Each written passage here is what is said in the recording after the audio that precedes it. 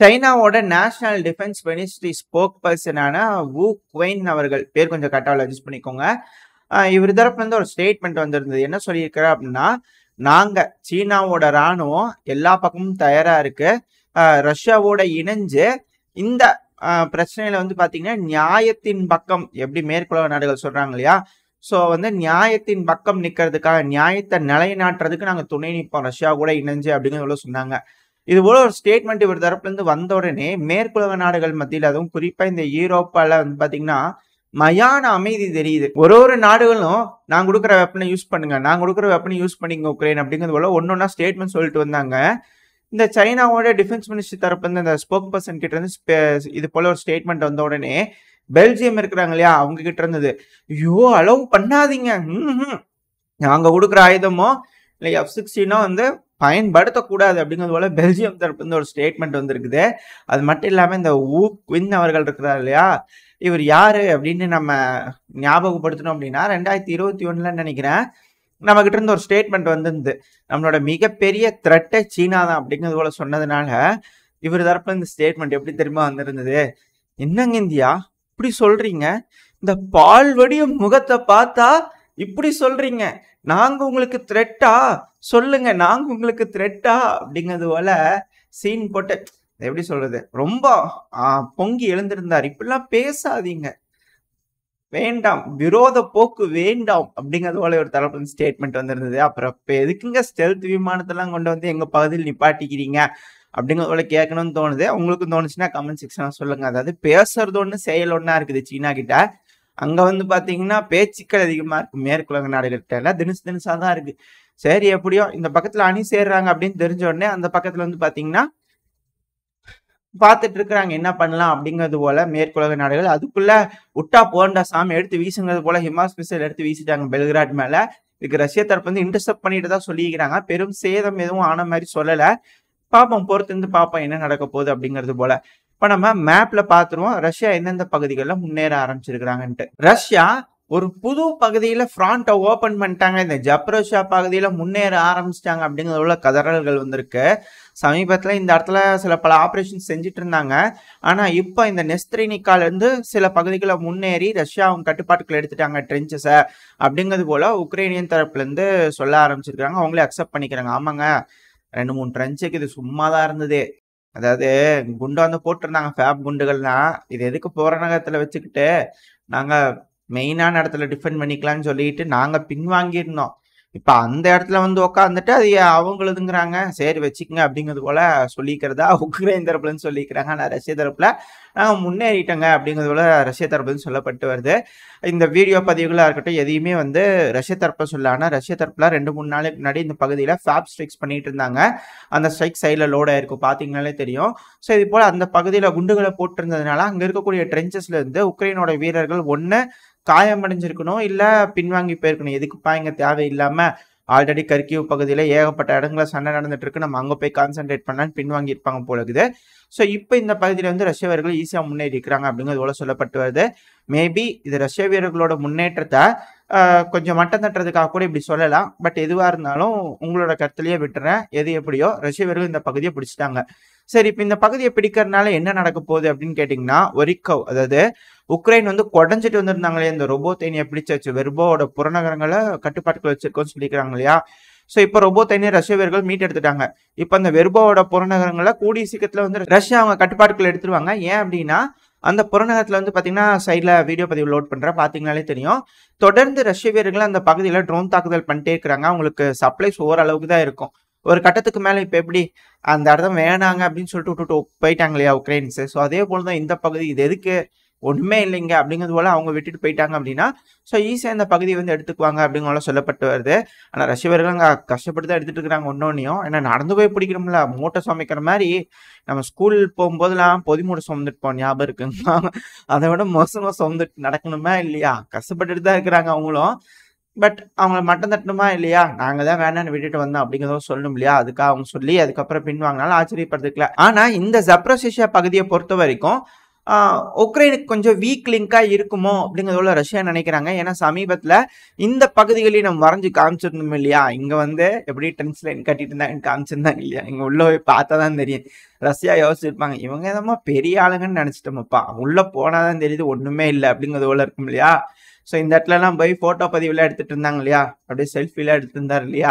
So அது இங்கே தான், அதாவது ரஷ்யாவோட கட்டுப்பாட்டுக்குள்ள கமியான்ஸ்க்குன்னு ஒரு பகுதி இருக்கு, ஒரு செட்டில்மெண்ட். இது வந்து ஜப்ரோசியாக்கு பகுதிக்கு சொந்தமான ஒரு செட்டில்மெண்ட். இது ரஷ்யா வந்து அவங்க கட்டுப்பாட்டுக்குள்ள எடுத்து வச்சிருந்தாங்க.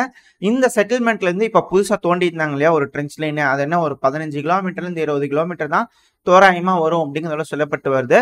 ஸோ அந்த கமியான்ஸ்க் பகுதியிலையும் சமீபத்துல ஒரு எப்படி மே மாசத்தோட இறுதியில, கரெக்டா இந்த மேப்ல காட்டும் போது நான் உங்களுக்கு சொல்றேன். ஸோ அந்த மே மாசத்தோட இறுதியில வந்து பாத்தீங்கன்னா ரஷ்ய வீரர்கள் அந்த பகுதியில முன்னேறி போய் சில நபர்களை பிடிச்சிட்டு வந்தாங்க, அரெஸ்ட் பண்ணிட்டு வந்துக்கிறாங்க அப்படிங்கிறத சொல்லப்பட்டு வந்திருந்தது. அதுக்கான வீடியோ பதிவுகளும் இமேஜஸும் வந்துட்டு இருந்தது. அது கொஞ்சம் இதா இருக்கும், அதனால வயலேஷன் ஆயிடும், அதனால நம்ம அதை காட்ட முடியாது. பட் ஆனால் அந்த பகுதியில் அது நடந்துச்சு. ஸோ இப்போ வந்து பாத்தீங்கன்னா இந்த பகுதியில் ரஷ்ய வீரர்கள் அஃபென்சிவ் ஆப்ரேஷன் பண்ணியிருக்காங்க. 2வது கர்சன் பகுதியில் அஃபென்சிவ் ஆப்ரேஷன் பண்றாங்கன்னா என்டையர் ஃப்ரண்ட் லைன்லயுமே ஒரு அஃபென்சிவ் ஆப்ரேஷன் இருக்க போகுது. அதுல வீக் லிங்க்ஸா இருக்கக்கூடிய பகுதிகளில் இந்த ஸ்டாரோமைஸ்கிலிருந்து முன்னேற்றம், இப்போ முன்னேறி இருக்கிறாங்களா நெஸ்ட்ரிவிகா, இந்த நெஸ்ட்ரிவிகால இருந்து ஒரிக்கோ வந்து பாத்தீங்கன்னா ஒரு 8 கிலோமீட்டர் 9 கிலோமீட்டர் தான் வரும்னு நினைக்கிறேன். ஸோ இந்த பகுதியிலிருந்து முன்னேற ஆரம்பிக்கிறாங்க அப்படின்னா ஈஸியா ரஷ்ய வீரர்கள் முன்னேறி போய் ஒரிக்கோவை பிடிச்சிருவாங்க. ஸோ இது ஒரு மிகப்பெரிய முன்னேற்றமா இருக்கும். 2வது ரஷ்யா உக்ரைனோட எல்லா டிஃபென்ஸ் லைனையும் உடைக்கிற மாதிரி இருக்கும், சப்ளை லைன்ஸ் எல்லாம் கொலாப்ஸ் ஆகிற மாதிரி இருக்கும்.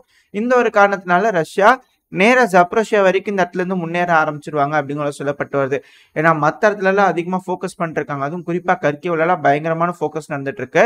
அப்படி இருக்கும்போது ரஷ்யா இந்த பகுதியில முன்னேற ஆரம்பிச்சிருவாங்க அப்படிங்கிறத சொல்லப்பட்டு வருது. அது மட்டும் இல்லாம ஏன் வந்து உக்ரைன் அந்த கர்கிவ் பகுதியில ஃபோக்கஸ் பண்றாங்க அப்படின்னா, இப்ப ரஷ்யா கால் எடுத்து வச்சுட்டாங்க, அதை காரணமா சொல்லி மேற்குலக நாடுகளோட ஆயுதத்தை இப்ப ரஷ்யாவோட டெரிட்டரியில பயன்படுத்தி முன்னேறிக்கலாம் அப்படிங்கிறது போல சொல்லிக்கிறாங்க இல்லையா.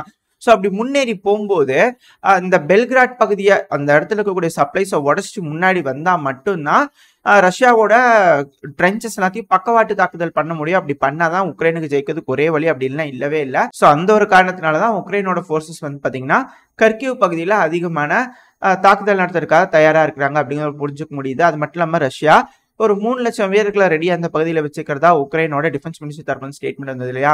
ஒரு வேளை அவங்க உள்ள வராங்கன்னா டிஃபெண்ட் பண்றதுக்கு அதிகமான ஆளுங்க வேணும், ஏன்னா உக்ரைனோட கேபிட்டலான கீவ் போயிரும் இல்லையா. ஸோ அந்த ஒரு காரணத்தினால அதிகமான வீரர்கள் அங்க இருக்கிறாங்க அப்படிங்கிறது சொல்லப்பட்டு வருது. இப்போ நம்ம இது எல்லாத்தையும் மேப்ல பார்ப்போம், எக்ஸாக்டா என்ன நடக்குது அப்படிங்கிறது புரிய ஆரம்பிக்கும். இந்த நெஸ்ட்ரினிகான்றது வந்து பாத்தீங்கன்னா, இது பார்த்தீங்கனாலே உங்களுக்கு தெரியும், மினி மேப்பில் பார்த்தீங்கன்னா எந்த இடத்துல ஜூம் ஆகுதுன்னு தெரியும். ஸோ இது வந்து உக்ரைன், இந்த ரெட் கலருக்கெல்லாம் ரஷ்யா அவங்க கட்டுப்பாட்டுக்குள்ள எடுத்துருக்கிறது, கருப்பு கலருக்கெல்லாம் பதுங்கு குழிகள். ஓகேங்களா. இந்த ஜப்ரோசியா பகுதியில் குறிப்பாக இங்கே இருக்கக்கூடியது தான் வந்து பார்த்தீங்கன்னா நெஸ்ட்ரினிகா. ஸோ இந்த நெஸ்ட்ரினிகாவோட புறநகரத்தில் இருக்கக்கூடிய ட்ரென்ச்சஸ் வந்து முன்னேறி ரஷ்ய வீரர்கள் பிடிச்சிருக்காங்க. எந்த அளவுக்கு பிடிச்சிருக்காங்க அப்படின்னா தோராயமாக இப்போ நான் வரைகிறேன் இல்லையா, ஸோ அந்த அளவுக்கு அவங்களோட கட்டுப்பாட்டுக்குள்ள இருக்கு அப்படிங்கிறதெல்லாம் சொல்லப்பட்டு வருது. ஸோ இந்த பகுதி வந்து அவங்க கட்டுப்பாட்டுக்குள்ள வந்திருக்கு. இதுல இருந்து நேரா ஒரிக்கோ வந்து பாத்தீங்கன்னா ரொம்ப பக்கத்துல தான் இருக்கு. ரஷ்ய வீரர்கள் இனிஷியலா இந்த நெஸ்ட்ரிகால இந்த புறநகரத்துல எல்லாம் முன்னேறதுனால முதல்ல ரஷ்ய வீரர்கள் நேரா இந்த ஷெபிக்கி, அடுத்தது நோவோ அலெக்சாண்ட்ரிவ்கா இந்த பகுதியில போய் பிடிக்க ஆரம்பிப்பாங்க.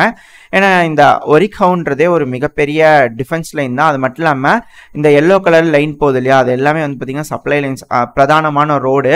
ஸோ இந்த ரோட்ல பாத்தீங்கன்னாலே தெரியும் பல இடங்களுக்கும் அவங்களோட இந்த ஒரிக்கோல இருந்து ஆயுதங்களை சேமிச்சு வச்சு பல இடங்களுக்கும் அவங்க சப்ளைஸ் கொடுத்துட்டு இருப்பாங்க. இதுக்கு முன்னாடி வந்து பாத்தீங்கன்னா பிட்காத்கி இருக்கு இல்லையா, சோ அந்த டைம்ல உக்ரைனியன் வீரர்கள் முன்னேற வரும்போது இந்த ஒரிக்கோல இருந்து இதே இந்த ஷெபிக்கி இருக்கு இல்லையா, பேர் கொஞ்சம் கட்டாவில, அடுத்து இந்த ஸ்டெப்போவோல இருந்து இந்த பிட்காத்கி வந்து பாத்தீங்கன்னா சப்ளை லைன்ஸ் கொடுத்துட்டு இருந்தாங்க. இந்த ப்ளூ கலர்ல மார்க் பண்ணி காட்டுறது உக்ரைனோட மூமெண்ட்ஸ், ரெட் கலர்ல மார்க் பண்ணது வந்து பாத்தீங்கன்னா ரஷ்யாவோட மூமெண்ட்ஸ்.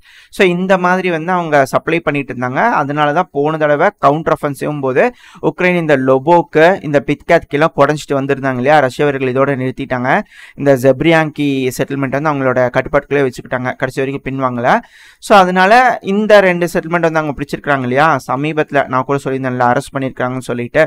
ஸோ அது வந்து பார்த்தீங்கன்னா மே 26ஆம் தேதி வந்து பார்த்தீங்கன்னா இந்த பகுதியில் குறிப்பாக இந்த ட்ரென்ச்சஸ் ஸ்ட்ராங் பண்ணும்போது, இங்கே இருக்கக்கூடிய மரவரிசைகள் ஸ்ட்ராங் பண்ணும்போது உக்ரைனோட வீரர்கள் அங்கே இருந்ததாகவும் அந்த இடத்துல வந்து பார்த்தீங்கன்னா அந்த வீரர்களை பிடிச்சிட்டு வந்து விசாரிக்கிறதுக்காக ரஷ்ய வீரர்கள் இப்படி முன்னேறி இந்த பகுதியில் போய் அரெஸ்ட் பண்ணிட்டு அவங்கள வந்து என்கொயரி பண்ண ஆரம்பிச்சிருக்காங்க. இந்த இடத்துல இருக்கக்கூடிய பகுதிகளை எப்படி இருக்கு அப்படிங்கிறதுக்காக சொல்றதா சொல்லப்பட்டு வந்தது. ஸோ அது நடந்த இடம் வந்து இதுதான். ஸோ அந்த கமியான்ஸ்க்குன்னு சொல்லியிருந்தேன் இல்லையா, அது வந்து இங்கே தான் இருக்கு. உக்ரைனோட நெக்ஸ்ட் டிஃபென்ஸ் பெல்ட் இந்த இடத்துல உங்களுக்கு தெரியுதுங்களா, கருப்பு கலர்ல லைன் வரைஞ்சிருக்கா. ஸோ அது வந்து ஃபர்ஸ்ட் டிஃபென்ஸ் லேயர், இது வந்து செகண்ட் டிஃபென்ஸ் லேயர்.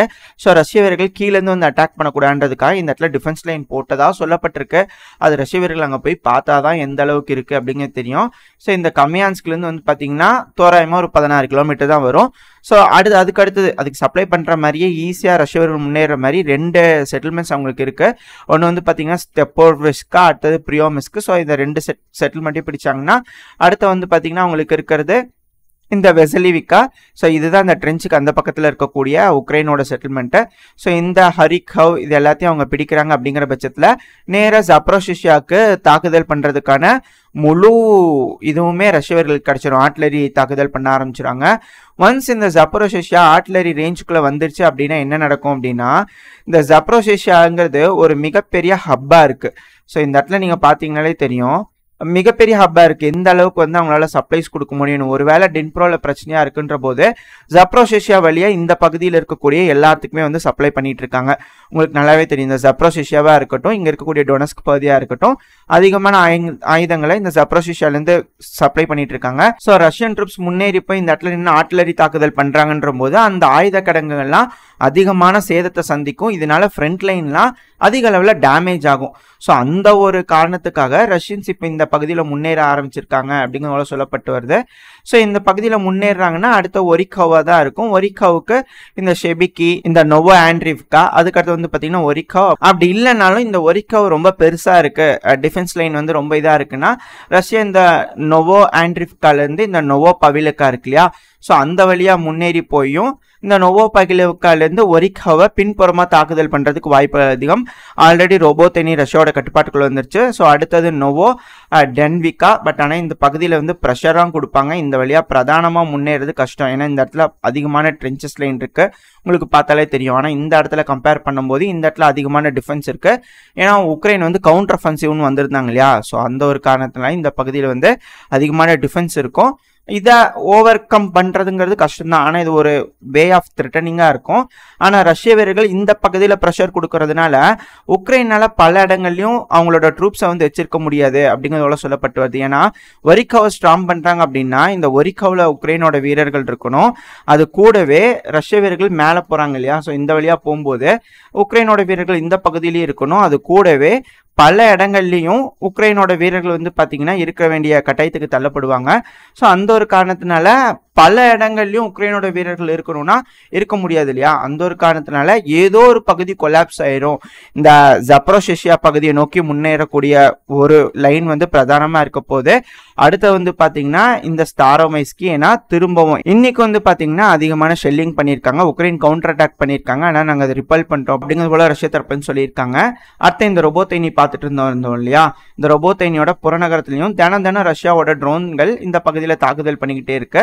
ஸோ இந்த இடத்துலையும் ட்ரென்ச்சஸ் இருக்கு. ஆனால் இது சப்ளை பண்ணுறதுக்கு வந்து பார்த்தீங்கன்னா நோவோ ஆண்ட்ரிவ்கா தான் இருக்கு. இதோட கிலோமீட்டர் மெஷர் பண்ணி பார்த்தீங்க அப்படின்னா உங்களுக்கு தெரியும், ரொம்ப லார்ஜ் டிஸ்டன்ஸாக இருக்கும். ஸோ இது எல்லாமே ரஷ்யாவோட ட்ரோன் கண்ட்ரோல்குள்ளே தான் வரும். 6 கிலோமீட்டர் 7 கிலோமீட்டருங்கிறதுக்கு வெறும் ஓப்பன் இதில் அவங்களால சப்ளைஸ் கொண்டு வந்து கொடுக்க முடியாது. ஸோ கூடிய சீக்கிரத்தில் இந்த பகுதியும் ரஷ்யாவோட கட்டுப்பாட்டுக்குள்ளே வரதுக்கு வாய்ப்புகள் அதிகம். எந்த பகுதின்னு கேட்டிங்கன்னா ஆல்ரெடி ஃபர்ஸ்ட் ரஷ்யாவோட கட்டுப்பாட்டுக்குள்ளே இருந்தது இல்லையா, உக்ரைனோட கவுண்டர் அஃபென்சிவ்னு வரதுக்கு முன்னாடி. ஸோ இப்போ புதுசாக வந்திருக்கேன் இல்லையா இந்த ரெட் கலரில், இது எல்லாமே ரஷ்யாவோட கட்டுப்பாட்டுக்குள்ளே வரதுக்கு அதிகமான வாய்ப்புகள் இருக்குது. இது மட்டும் நடந்துருச்சு அப்படின்னா உக்ரைனோட கவுண்டர் அஃபென்சிவே டோட்டல் வேஸ்ட்டு அப்படிங்கிறது போல் ரஷ்ய வீரர்கள் பண்ணிடுவாங்க. அதுக்காகவாச்சும் இந்த பக்கத்துலையும் கொஞ்சம் டிப்ளாய் பண்ணணும் அப்படிங்கிறது போல சொல்லப்பட்டு வருது. உக்ரைனோட வீரர்கள் என்ன பண்ணுறாங்க அப்படிங்கிறது பார்ப்போம். அப்புறம் நம்ம இந்த இடத்துல சொல்லியிருந்தோம், ஏன் வந்து பார்த்தீங்கன்னா இந்த வழியாக வந்து அதிகமான ஃபோர்ஸை டிப்ளாய் பண்ணுறாங்க அப்படின்னா இந்த பெல்கிராட் பகுதியும் ரெண்டாவது இந்த வலுக்கின்ற பகுதி இருக்கு இல்லையா, இது ஆல்ரெடி நம்ம உங்ககிட்ட மேப்ல காமிச்சிருப்பேன். பட் இருந்தாலும் திருப்பி நான் உங்ககிட்ட சொல்றேன், உக்ரைன் இந்த கர்கிவ் பகுதியிலிருந்து முன்னேறி போய் பெல்கிராட் பகுதியை தாக்குறதுக்கு ட்ரை பண்ணாலும் at the same time Ukraine வந்து மிக முக்கியமா தாக்குதல் பண்ணணும்னு நினைக்கிறது இந்த கர்கிவ் பகுதியிலிருந்து முன்னேறக்கூடிய உக்ரைனோட வீரர்கள், இது ரஷ்யாவோட பகுதி. ஸோ இந்த வலூக்கி பகுதியை வந்து அவங்க பெருமளவில் அவங்க கட்டுப்பாட்டுக்குள்ள எடுக்கணும், அதுதான் அவங்களோட பிரதானமான கோலா இருக்கும் அப்படின்னு சொல்லப்பட்டு வருது. ஏன்னா இந்த வலூக்கிலிருந்து ரஷ்யாவோட பின்புறத்துல இருந்து தாக்க முடியும். ஸோ அது இந்த லுஹான்ஸ்க் பகுதி இருக்கு இல்லையா, அதை மீட்டெடுக்கிறதுக்கு உக்ரைனுக்கு அதிக அளவிலான வாய்ப்புகள் கிடைக்கும். அந்த ஒரு காரணத்தினால ஏன்பா இந்த வழியா முன்னேற முடியாதுன்னா இந்த வழியாவும் முன்னேறலாம், பட் பல இடங்கள்லேருந்து டைரக்ஷன்லேருந்து த்ரிட்டன் கொடுக்கணும் இல்லையா, அந்த ஒரு காரணத்துக்காக சொல்ல வரேன். இந்த பகுதியிலேருந்து உக்ரைனோட வீரர்கள் அடிப்பாங்க, அதுக்காக இந்த த்ரோவோச்சினா இன்னும் உக்ரைனோட கட்டுப்பாட்டுக்குள்ள தான் இருக்கு. ஸோ ரஷ்யாவோட அடுத்த டார்கெட் இந்த த்ரோவோச்சினாவுக்காக தான் இருக்கும், இந்த பகுதியிலேருந்து முன்னேறுறாங்க அப்படின்னா. பட் ஆனால் கர்கிவ் ரஷ்யாவோட ஒரு லிஸ்ட்ல கிடையாது, அஃபென்சிவ் லிஸ்ட்ல கிடையாது அப்படிங்கிறது போல தெரிஞ்சுக்க முடியுது. ஸோ உக்ரைன் தான் அஃபென்சிவ் ஆபரேஷன் பண்றதுக்கு கர்கிவ்லேருந்து பண்றதுக்கு ரொம்ப அதிகமாக ஆர்வம் காமிச்சிட்டு இருக்காங்க. அதுக்கு காரணம் பின்புறத்தில் வந்து அட்டாக் பண்றதுக்கும் பக்கவாட்டு தாக்குதல் பண்ணும் இல்லையா ரஷ்யாவோட ட்ரென்ச்சஸ். இந்த இடத்துல உங்களுக்கு பார்த்தீங்கன்னாலே தெரியும், ரஷ்யாவோட ட்ரென்ச்சோட பின்புறத்தில் பக்கவாட்டு தாக்குதல்லாம் பண்ணும்போது ஈஸியாக அந்த ட்ரென்ச் லைனை வந்து கொலாப்ஸ் பண்ண முடியும். அந்த ஒரு காரணத்துக்காக உக்ரைனோட வீரர்கள் இந்த பகுதியில் தாக்குதல் பண்றதுக்கு அதிகமான வாய்ப்பு இருக்கு அப்படிங்கிறது போல அனலிஸ்ட் தரப்பு வந்து பேசிட்டு இருக்காங்க. இதோட இந்த பதிவை நம்ம முடிச்சுக்குவோம். இந்த பதிவு எப்படி இருந்துச்சு, உங்களுக்கு பிடிச்சிருக்கா? பிடிச்சுனா லைக் பண்ணுங்க, உங்க ஃப்ரெண்ட்ஸ் அண்ட் ஃபேமிலியோட ஷேர் பண்ணிக்கோங்க. அது கூடவே மறக்காம இந்த பதிவு பத்தின உங்களோட கருத்துக்களை கமெண்ட் செக்ஷன்ல சொல்லுங்க. இந்த பதிவு நல்லா இருக்குன்ற நம்பிக்கையில் அடுத்த பதிவில் உங்களை சந்திக்கிறேன். அது வரைக்கும் ஸ்டே சேஃப். Bye bye.